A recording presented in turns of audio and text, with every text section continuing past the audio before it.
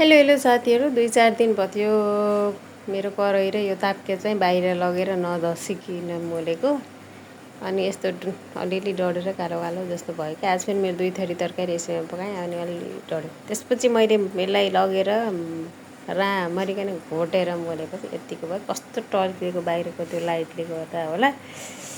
अनि त्यसपछि यतिको टलक्कै भयो हेर्नु नि, यो डढेको अलिक राम्रोसँग गएको छैन। यसलाई पनि मैले कहिले कुनै दिन क्लियर पार्छु। यो ताप्के चाहिँ त पुरानो हो, अब अहिले जाँदैन, कराही चाहिँ जान्छ कि भर्खरको गरेको हो।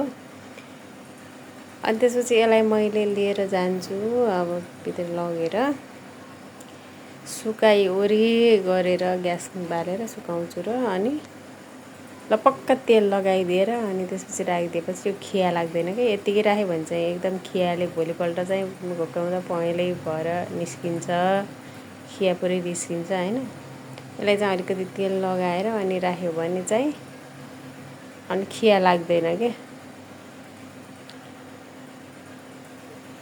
त्यही हो साथीहरू, हजुर पनि फलामको भाँडा छ भने यस्तै मैले जस्तै गर्नु। अनि खाना चाहिँ एकदमै राम्रो हो हैन। फलामको भाँडामा किटको कराहीहरूमा पकाएर खाना चाहिँ एकदमै राम्रो, हेल्दी हो हैन।